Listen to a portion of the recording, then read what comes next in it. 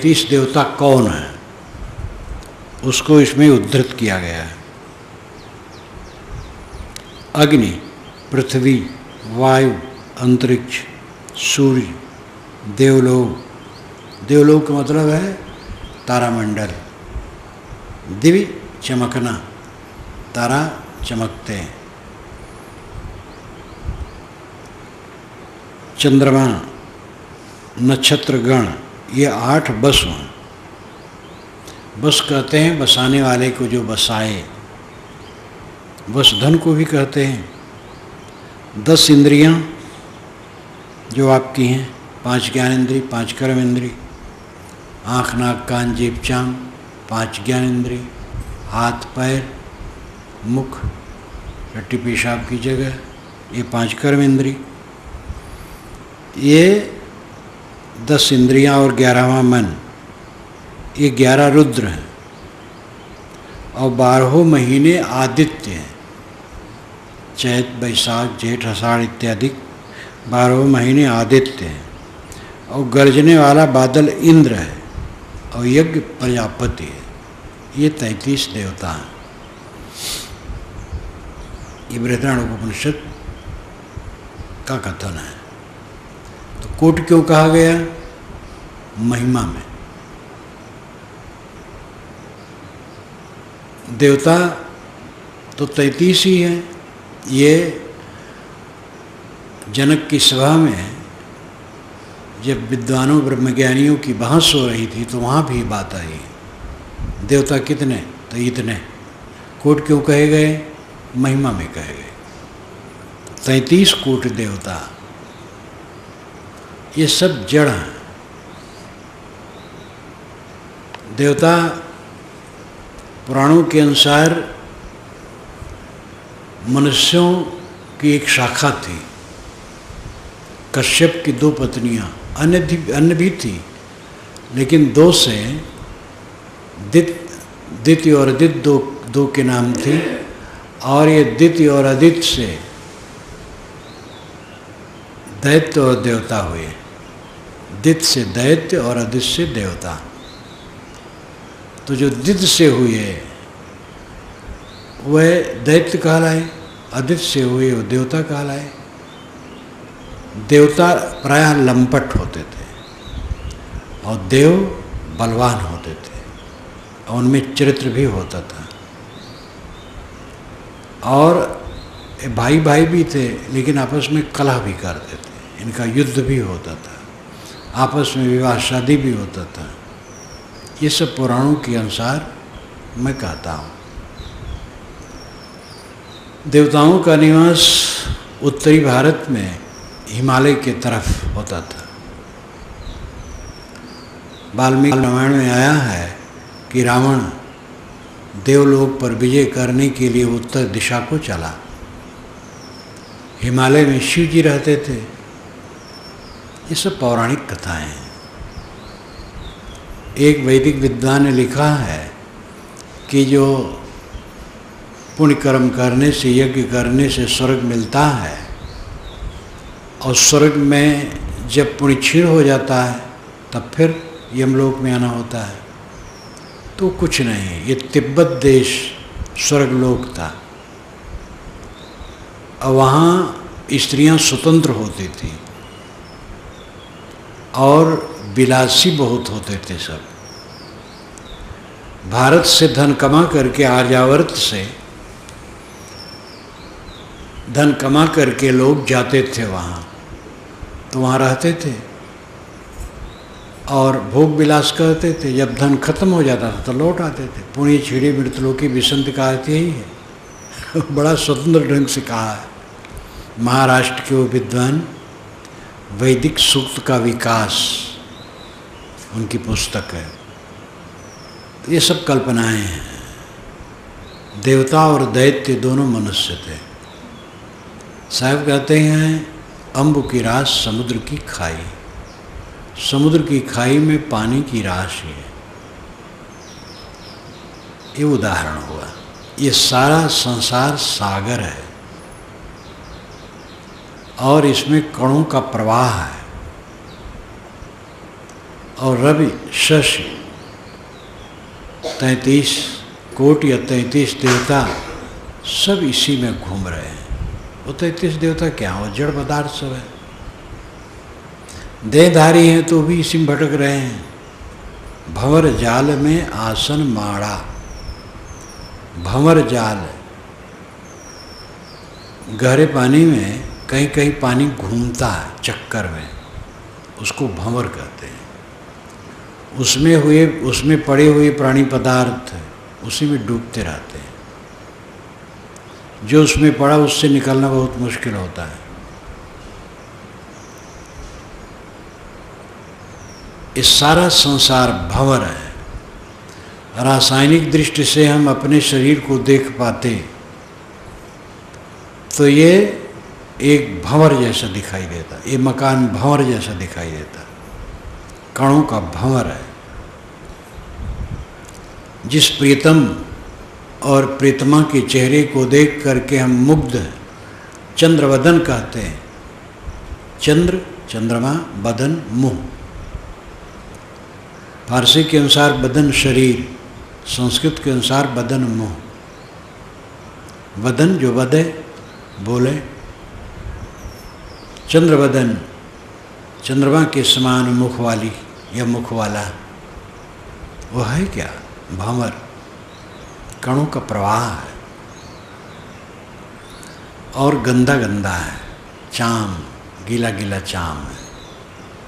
पूरा शरीर गीली लाश है, गीली लाश लेकर के हम लोग घूम रहे हैं और इसमें मोह ममता है। इसी से तकलीफ है, अविद्या से ही तकलीफ है। भंवर जाल में आसन माड़ा, हम लोग भंवर जाल में आसन माड़े हैं। माड़ा जमाना, जमा के बैठे हैं। भंवर जाल बग जाल है, बूढ़े बहुत अचेत, कहीं कबीर ते बाँचे हैं जाके हृदय विवेक। ये साखी में साहब ने कहा। दो जाल है, एक भंवर जाल है, एक बग जाल है। भंवर जाल मोह का जाल, बग जाल वाणी का जाल। बगुला होता है सफ़ेद, सरोवर के निकट बैठा होता है, शाम, आँख भी करीब करीब ढांके जैसा, और मछली को ताकता है कि मछली आई कि नहीं। कभी कभी एक पैर उठा लेता है, मालूम होता तपस्वी जी एक पैर के बल पर खड़े ध्यान कर रहे हैं, लेकिन जैसे मछली सामने आई टप दे पकड़ लेता है। तो बग ऊपर सफ़ेद भीतर काला। कवियों ने कहा कौआ अच्छा है, बाहर भीतर काला, वो कपटी नहीं। बगुला तो कपटी है, इसलिए बगुला भगत कहावत है। अरे वो बगुला भगत हैं पूरे, ऊपर से भगत संत, नीचे से बगुला। तो बग जाल, वाणी जाल, शास्त्र जाल,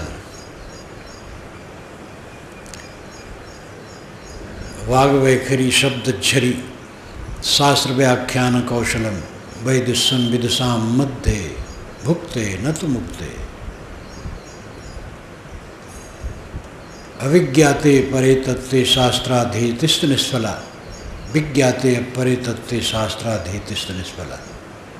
शब्द जालम महारणम चित्त भ्रमण कारणम, अतः प्रयत्नाद ज्ञातव्यम तत्व ज्ञातत्वमात्मना। स्वामी शंकराचार्य के सब श्लोक हैं। वाग वैखरी शब्द झरी, शास्त्र व्याख्यान कौशलम, वाणी के निर्झर, वाणी का निर्झर प्रवाह, शब्दों की झड़ी, ये विद्वानों के बीच में अपना वैदुष्य दिखाना है। और ये पेट धंधा है, कोई कल्याण होने वाला नहीं। वीणायारूप सौंदर्यम शास्त्रम शास्त्रे वादी कौशलम। वीणाया रूप सौंदर्यम, वीणा का रूप सौंदर्य और शास्त्रार्थ में निपुणता, ये कोई कल्याण की चीज़ नहीं है। अविज्ञाते परे तत्व शास्त्राधीत निष्फला, यदि परम तत्व का ज्ञान नहीं है, आत्मा का ज्ञान नहीं है, तो शास्त्र अध्ययन निष्फल है। विज्ञाते परितत्व शास्त्राधीत निष्फला, अगर आत्म तत्व को जान लिया तो भी शास्त्र अध्ययन निष्फल है। एकदम पारखी वचन, जैसे पारखी कहते हैं। वेद शास्त्र में क्या उलझते हो? जब पहली बार मैं फतुहा गया, सन 64 की बात है, कलकत्ता से लौटा आया तो एक पारखी साहब रहे, पुराने अवशेष, हमारे संत एक पास में वहीं के बैठे थे। कहे साहब ये पारखी साहब हैं, इनसे कुछ करवाओ, उनके कार्रवाई है। कहे साहब वेद शास्त्र में क्या है? अरे वेद शास्त्र खानी पानी चाह झंझट, वेद शास्त्र खूब छाड़े। तो वेद शास्त्रों में तत्व चिंतन है, ज्ञान की बात है, लेकिन जंजाल भी है। प्राप्त प्रवाह में, हमारी परंपरा में जंजाल है और ज्ञान है। हीरे मोती और कचड़े, ये एक जगह की बात नहीं है, पूरे संसार की बात है, सभी परंपराओं की बात है। कबीर अत्यंत खरे, साफ सुथरे, लेकिन उनके नाम से चला हुआ पंथ कितनी शाखाओं में और कितना प्रपंच उसमें भर गया है। इसलिए कबीर की आवश्यकता सब समय है, सब समय कबीर होने चाहिए, जिसे वो झाड़ते रहें। आचार्य परशुराम चतुर्वेदी ने लिखा है कि कबीर पंथ में आए प्रपंच और कचड़े को राम रहस्य साहब ने पंचग्रंथि में साफ किया। ऐसे सब समय आवश्यक है। घर आंगन में झाड़ू लगाओ, पोछा लगाओ, शाम तक देखो फिर कचड़ा।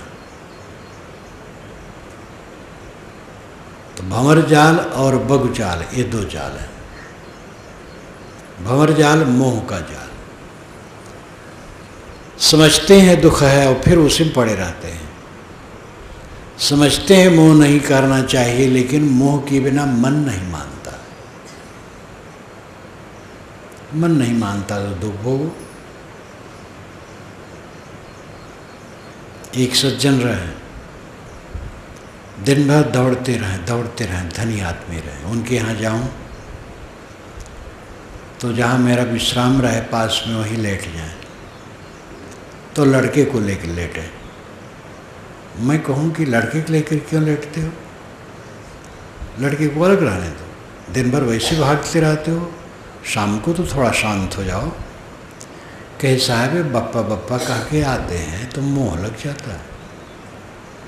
जब वो जवान हुए तो उनसे लड़ते थे और उनको पीटते थे और गरियाते थे और सामने देखना नहीं चाहते थे।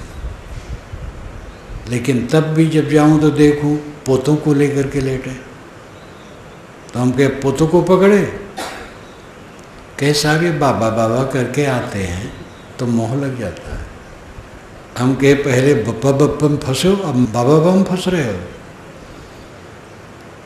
तो ये भंवर जाल है। जानते हैं पीठू जरत है, पिटो जरत है। एवं क्षेत्र में कहावत कहते हैं, पीठ भी जल रही है और पेट भी जल रहा है। जब लड़के बच्चे गाली देते हैं, कट कहते हैं, तब दूसरे लोग कहते हैं अरे भैया आपके बच्चे हैं तो गरियावत है, मारत है, हमारे तो कोई नहीं, कोई गरियाव मारे वाला नहीं है। तो लोग कहते हैं हाँ भैया हमारे हैं, गरियावत हैं, मारत हैं हमारे, तब तो गरियावत मारत हैं, कोई न हो तो को गरियावत मारत। ये अवधी भाषा है। हमारे पास कोई ना होता तो कौन गाली मार देता? हमारे लड़के बच्चे हैं तो गाली मार देते हैं, कोई ना होता तो कौन गाली मार देता? इसी प्रकार गुरु को भी सोचना चाहिए, हमारे शिष्य हैं, चेले हैं तो गरियाते मारते भी हैं। न होते तो कौन करिया तुम्हारा, संतोष करना चाहिए। तो भंवर जाल ये मोह जाल है, और भग जाल वाणी जाल है। परमात्मा अपने से अलग मान करके भटकाओ, ये वाणी जाल। जहाँ अपना लक्ष्य अपने से अलग माने भटक गए। वेद के ऋषियों ने भी, श्रुत के ऋषियों ने भी ये कहा, सूफी संतों ने भी ये कहा, कबीर साहब तो कहते ही, अपने से अलग खोजे भटके, आपन पो आपू ही बिसरो, जैसे स्वान कांच मंदिर में भ्रमित भूस्मरो। तो भंवर जाल में आसन माड़ा, हम लोग भंवर जाल में आसन जमाए हैं, बड़े आनंद से रहने के लिए कि ही रहेंगे। अरे ये सब छूट जाने वाला है। इलाहाबाद में एक युवक ने कहा, महाराज ये बड़ा अच्छा हुआ आपने अपना अस्थाई आश्रम बना लिया।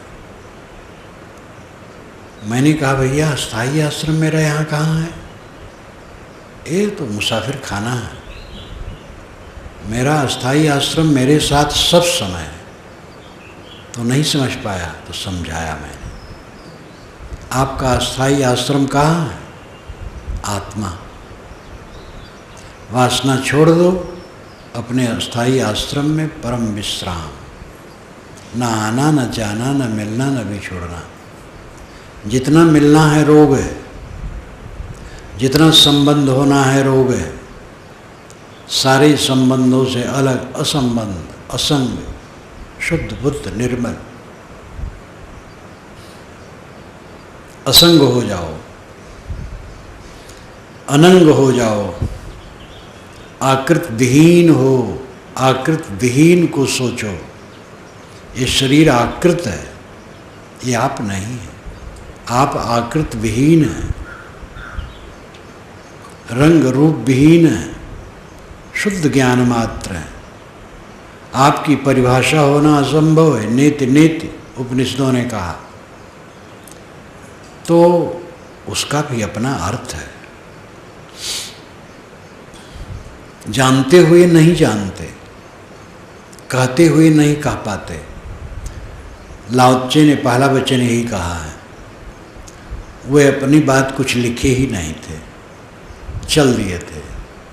जब सम्राट ने रुकवाया, जब लिखना पड़ा उनको, तो उन्होंने कहा, जो ताओ कहा जाता है वो सत्य नहीं है, और जो ताओ सत्य है वो कहा नहीं जा सकता है। जो सत्य है कहा नहीं जा सकता है, जो कहा जाता है वो सत्य नहीं रहता है। लेकिन मजबूरी है, जो कहा जाता है उसी में से सत्य की समझ होती है। जैसे चंद्रमा पेड़ के बीच में उधर चमक रहा है, हम अपने बच्चे को ले करके दिखा रहे, देखो बेटा वो चंद्रमा कहाँ, वो कहता कहाँ, तो हम कहते हैं हमारी उंगली को देखो, तो उंगली देखता है, तो कहता वो जो पेड़ के बीच में है, वो दोनों शाखाओं के बीच में है, तो उंगली और पेड़ और दोनों शाखाएं ये असत है, ये चंद्रमा नहीं। इसी के आधार पर चंद्रमा दिखाया जाता है। तो आत्मा के विषय में पांचों विषयों से परे है, जो दिखाई नहीं देता, सुनाई नहीं देता, छूने में नहीं आता, सूंघने में नहीं आता, सुनने में नहीं आता, किंतु जो देखता है, सुनता है, सूंघता है, सुनता है, जानता है, वही है तू। अपने को समझ, अपने को पा जा, अपने में तृप्त हो जा। तो भंवर जाल, ये संसार भंवर जाल है। सब समय इसकी क्षणभंगुरता को निरंतर देखो। अगर मोक्ष चाहते हो, मोक्ष में न प्रेम हो, सुख तो चाहते हो। मोक्ष गंभीर शब्द है।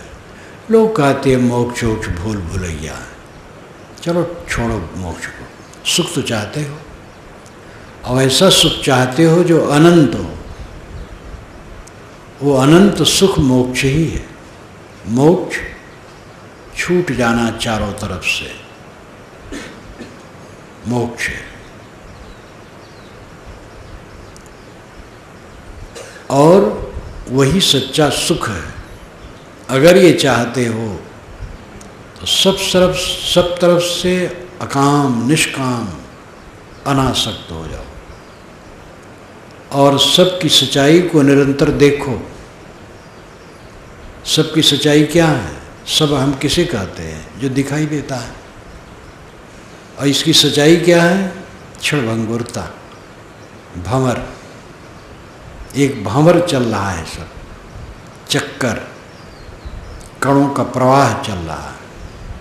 भंवर जाल में आसन माड़ा।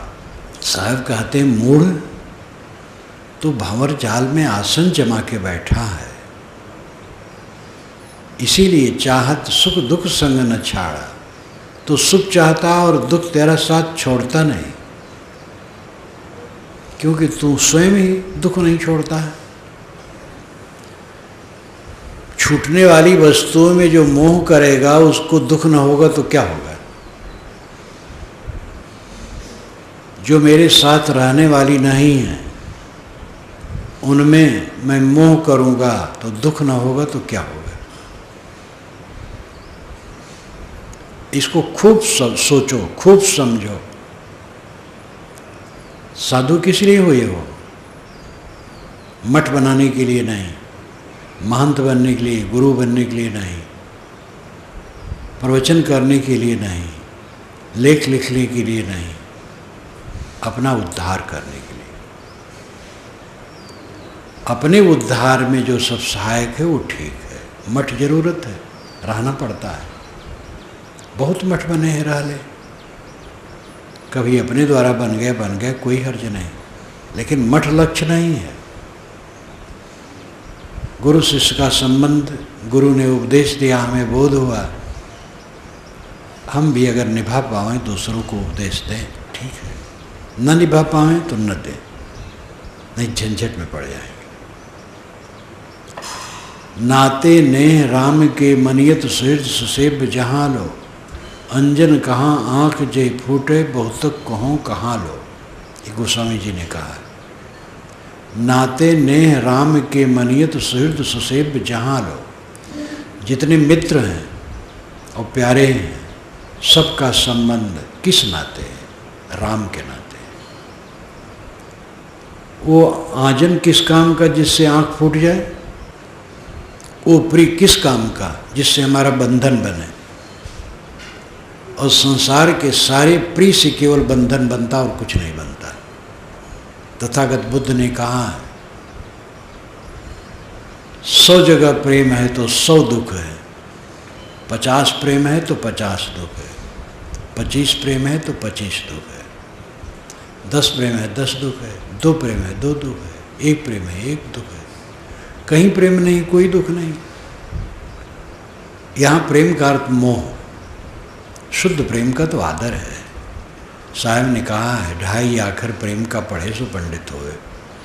वो प्रेम व्यापक है। जिससे सूरज किसको प्रकाश देता है?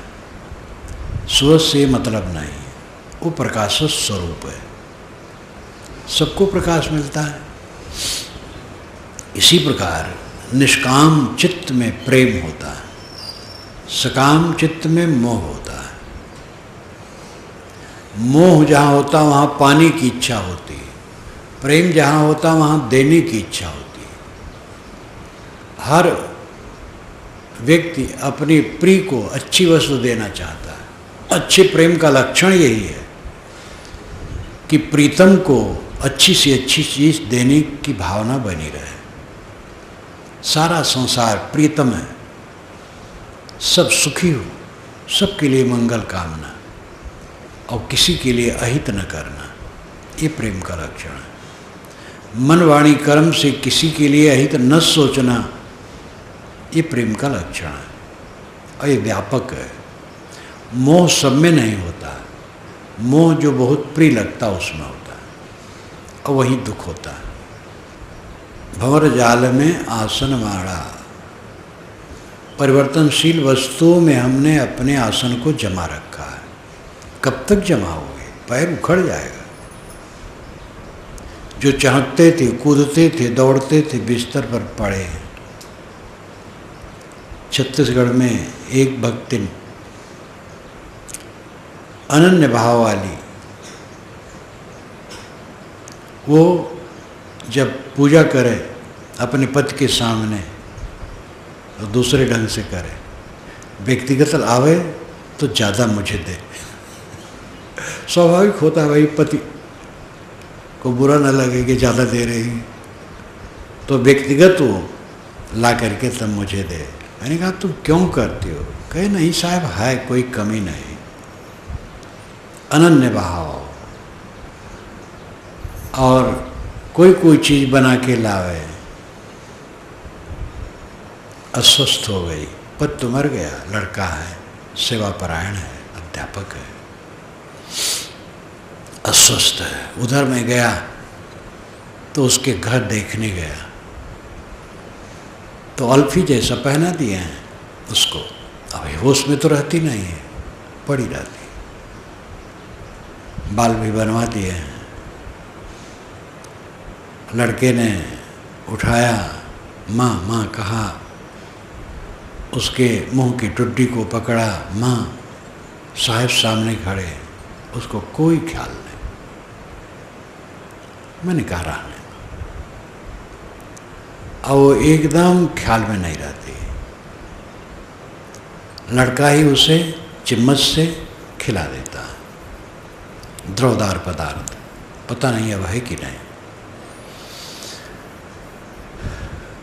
जो चेष्टा पूर्वक आती जाती थी, मिलती थी, समझदारी, सब कुछ, अब कुछ ख्याल नहीं। सकरात को तो भूल गया। ये गज़ल में है, सकरात को तो भूल गया। सकरात कहते हैं मृत्यु के समय का दुख, अंतिम समय का दुख, उसको भूल गए हो। कब तक चहकोगे? कब तक दौड़ोगे? कब तक देखोगे, सुनोगे? कब तक मालिक बने रहोगे? ये सब पानी के बुलबुले की तरह है, सब बह करके पता नहीं कहाँ चला जाएगा। भंवर जाल में आसन माड़ा, चाहत सुख दुख संग न छाड़ा। क्षणिक वस्तुओं में हमारा राग है, इसीलिए हम दुखी। सुख तो चाहते हैं, लेकिन मोह है न रहने वाली वस्तुओं में, तो दुख होगा ही। आप ही बाउर आप सयाना, हृदय बसे ते राम न जाना। किसी ने कहा, क्या साहब ये जीव को कोई भटका दिया है? कोई शैतान जीव को भटका दिया है? कोई भगवान इसको जगा देगा? साहब ने कहा, ऐसी बात नहीं। आप ही बाउर आप सयाना। स्वयं ये बाउर बना है, पागल बना है, अपने आप को न समझ करके विक्षिप्त बना। आप सयाना, अपने तरफ ध्यान दे तो स्वयं सयाना है। आप ही बाउर आप सयाना। बाउर कहते हैं पागल को, यहूदी भाषा में बाउर कहते हैं। आप ही बाउर आप सयाना।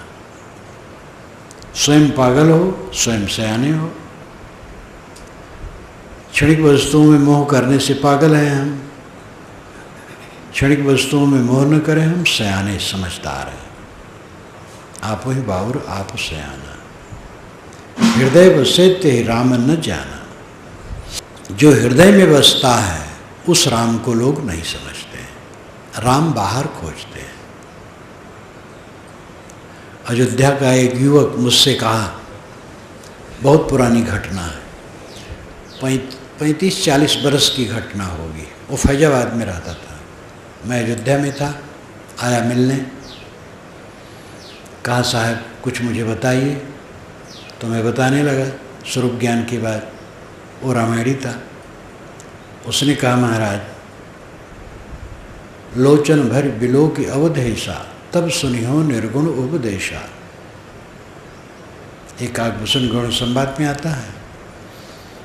महाराज लोचन भर अवधेश को देख करके तब निर्गुण उपदेश सुनूंगा। तो मैं चुप हो गया।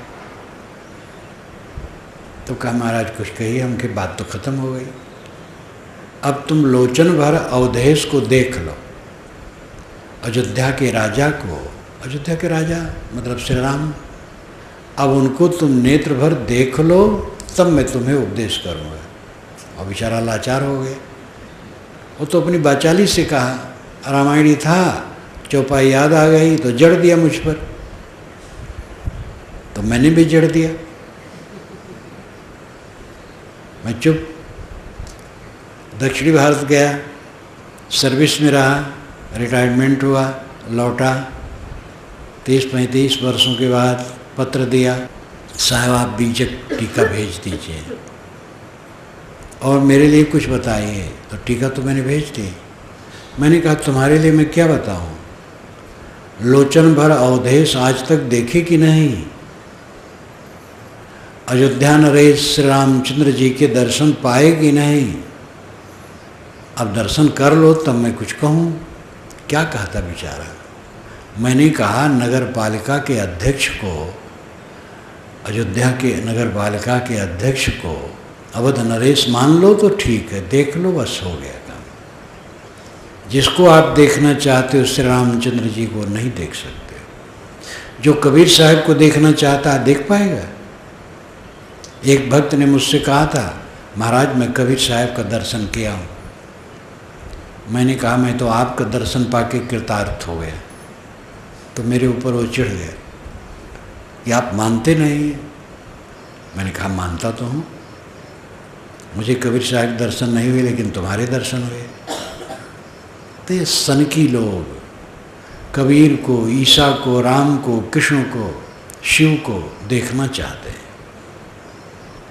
कबीर को देखना है, कबीर का उपदेश ग्रहण करना। राम, कृष्ण, शिव, ईसा, मोहम्मद, इन सब को देखना है, इनके पवित्र विचारों का अनुसरण करना। ये कैसे दिखाई देंगे? जिनका शरीर छूटा वो मिल नहीं सकता। हृदय बसे ते ही राम न जाना। राम ब्रह्म परमात्मा, खुदा, गॉड, परम तत्व, परब्रह्म कहीं बाहर नहीं। जो हृदय निवासी है वही असलियत है। इसलिए खोजो मत रुको, आप ही बाउर आप सयाना, हृदय बसे ते राम न जाना। तेई हरि तेई ठाकुर, तेई हरि के दास, ना यम भयान जामिन, भामिन चली निराश। साहब कहते जो हृदय निवासी वही हरि है। हरि का पहला अर्थ है हरा हरा, जो हरा हरा हो हरि। हरि का अर्थ है जो हरण करे। हरि का अर्थ अश्व है वेदों में। वेद, ऋग्वेद सबसे बड़ा महत्वपूर्ण, उसमें बारंबार हरि घोड़े के लिए, और सभी वेदों में हरि घोड़े के लिए है। वाल्मीकि रामायण में हरि बानर के लिए है। हरि विष्णु और आत्मा परमात्मा, ये सब तो ईसा के बाद परिभाषाएं हुई हैं। बीजक में मैंने ये सब लिखा है। साहब कहते जो हरि है वही है, हृदय निवासी राम, तेई हरि तेई ठाकुर, वही ठाकुर है, वही भगवान है। लेकिन तेई हरि के दास, वे अलग हरि मान करके दास बन रहे हैं, भूल गए अपने को। लेकिन जो अलग मान रहे हैं वो मिलेगा नहीं। ना यम भया न जामिन, यम यम संयम, परमात्मा को पाने के लिए जो संयम किए वो भी सफल नहीं हुआ, क्योंकि परमात्मा बाहर से मिल नहीं सकता है, कोई चीज़ें नहीं है। और जो जामिन बने कि हाँ हम परमात्मा से मिला देंगे, वो गुरु लोग भी सहायक नहीं हुए। परमात्मा से कौन मिला देगा? जिसको मिला दिया जाता वो परमात्मा होता है, मिला दिया जाता वो भौतिक पदार्थ होता है। मिलना ही भौतिक पदार्थ है। निर्मल साहब ने बारंबार कहा है, आँख से आप रूप पाते हैं, कान से शब्द पाते हैं, नाक से गंध पाते हैं, जीभ से रस पाते हैं, चाम से स्पर्श पाते हैं, परमात्मा की संग से पाते हैं। कोई उत्तर नहीं। निर्मल साहब ने कहा है कि ईश्वर सब जगह व्याप्त है, तो खाली जगह कहाँ है जहाँ उसने दुनिया बनाई? ऐसा तर्क किसी पारखी संत ने नहीं दिया। निर्मल साहब अद्भुत पुरुष थे, महान तेजस्वी। जैसे शंकराचार्य तेजस्वी, वैसे पूर्ण साहब और निर्मल साहब तेजस्वी थे। निर्मल सत्य ज्ञान प्रभाकर टीका सहित अब विद्वान है, उसको पढ़ो लोग, बहुत महत्वपूर्ण पुस्तक है। परमात्मा बाहर से खोज रहे हो, पाना चाहते हो, क्यों भटक रहे हो? आप परमात्मा हो, आप परब्रह्म हो, आप राम हो, शिव हो, कल्याण स्वरूप हो। पाने की तृष्णा ही छोड़ दो, कुछ नहीं पाना है, बस मंगलमय